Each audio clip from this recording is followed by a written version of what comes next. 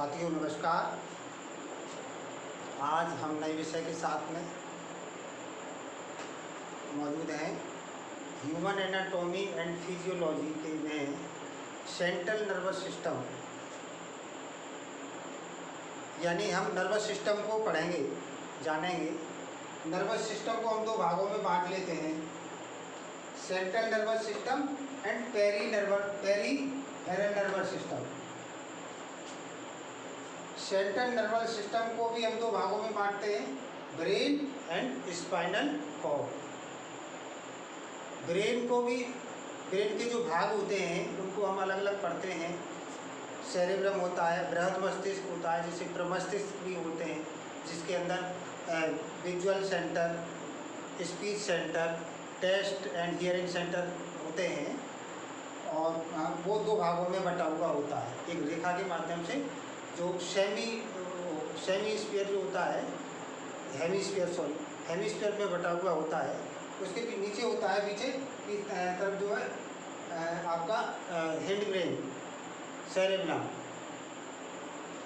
और medulla oblongata, पोन्स, ये मस्तिष्क के भाग हैं। दूसरी तरफ ये सेंट्रल नर्वस सिस्टम में नीचे आ जाता है स्पाइनल कॉर्ड।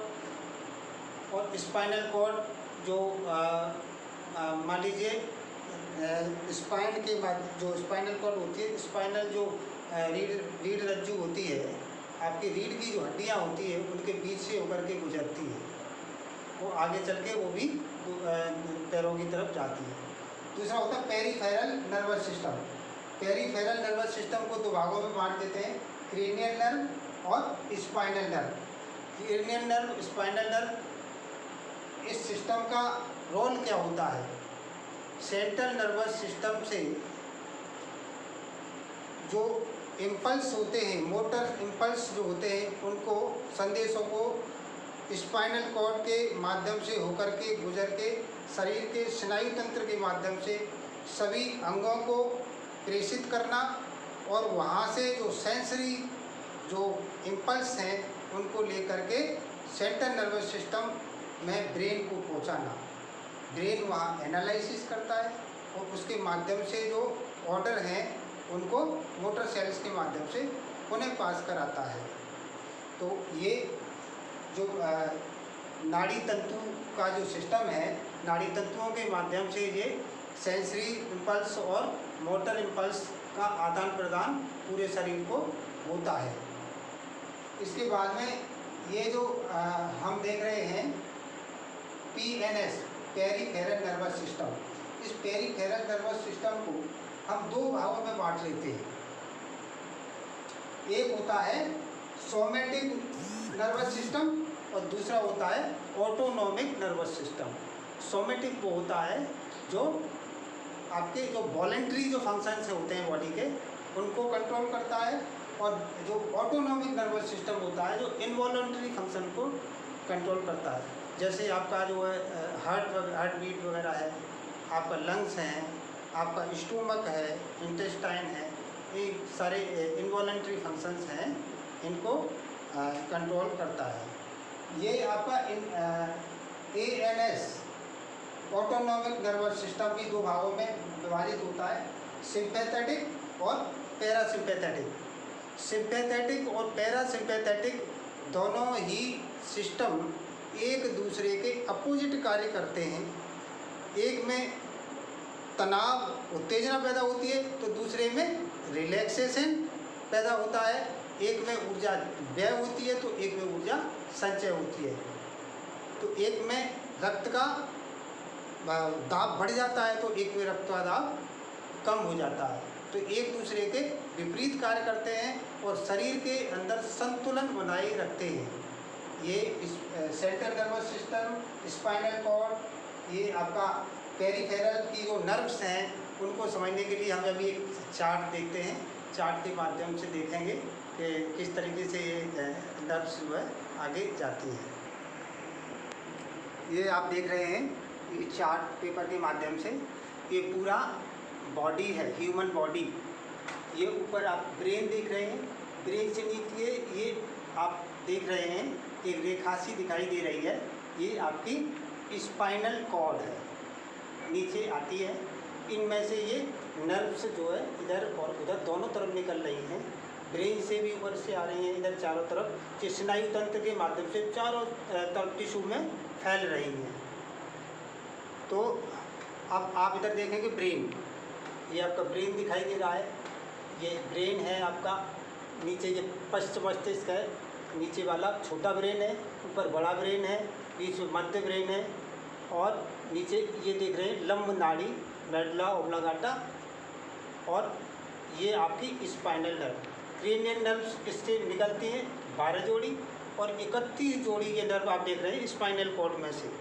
स्पाइनल कॉर्ड में से यहाँ से लेके यहाँ तक 31 जोड़ी नर्व्स निकलती हैं और शरीर स्नायु के माध्यम से सारे शरीर को फैलती हैं। अच्छा, इधर ये हम देखते हैं जो स्पाइनल कॉर्ड की अनप्रस्थ काट करते हैं, जो अनप्रस्थ इस तरीके से अड़ाड़ा काट देते हैं, तो उसमें हमें अंदर की तरफ जो मैटर है उसमें हमें एच के आकार का चित्र दिखाई दे रहा है। तो इसमें जो इंटीरियर हॉर्न्स होते हैं और एक होते हैं पोस्टेरियर हॉर्न्स। तो पोस्टेरियर जो हॉर्न्स होते हैं वो सेंसरी इम्पल्स को लेके आते हैं स्पाइनल कॉर्ड में, और स्पाइनल कॉर्ड के माध्यम से वो ब्रेन को पहुंचाए जाते हैं, और ब्रेन से जो संदेश निकलते हैं वो यहाँ जो आपके जो इंटीरियर हॉर्न्स हैं इनके माध्यम से सारे शरीर में स्नायु तंत्र के माध्यम से सप्लाई कर दिए जाते हैं। तो ये आदान प्रदान आप देख रहे थे, ये एच का इंटीरियर हॉर्न्स हैं और ये पीछे आपके पोस्टीरियर हॉर्न्स हैं। इसके कवर एक चीज़ देखेंगे, ये जो कवर है ब्रेन है, ये ब्रेन एक त्रिस्तरीय जो कवर होता है उससे घिरा रहता है। उसी तरीके जैसे ब्रेन घिरा रहता है वैसे ही ये स्पाइनल कॉर्ड भी घिरा रहता है। तो सबसे ऊपर का जो पार्ट बाहरी जो आवरण होता है, बाहरी आवरण 2 स्तरीय झिल्ली होती है। तो सबसे बाहर की तो जो क्रेनियल बोन से जुड़ी रहती है, और उसकी अंदर वाली उस बाहर वाली से कुछ कुछ जगह जुड़ी रहती है, कुछ कुछ जगह खुली रहती है। इसे हम ड्यूरा मैटर बोलते हैं। और इसके बाद मध्य वाली जो होती है उसे एरेक्नॉइड मैटर बोलते हैं।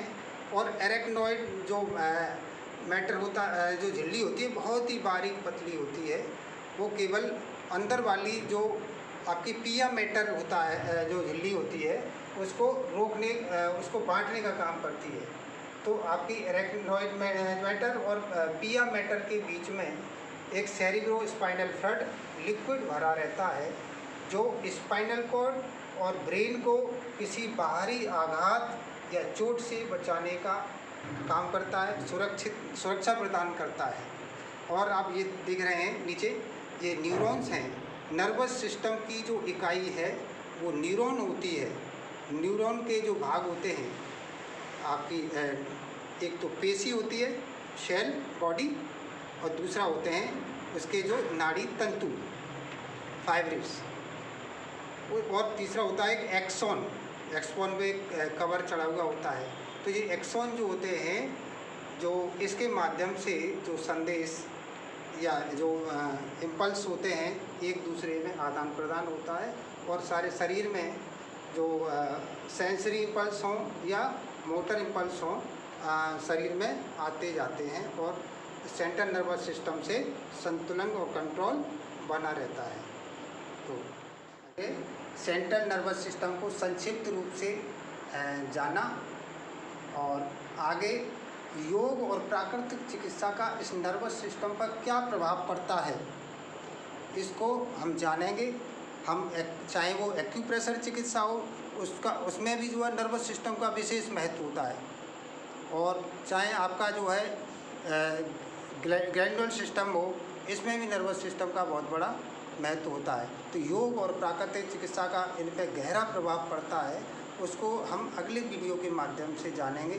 तब तक के लिए मैं आप से जो है निवेदन करता हूँ कि आपको वीडियो हमारा कैसा लगा, इसको कमेंट के माध्यम से हमें बताएं, सुझाव दें, और लाइक सब्सक्राइब भी करें।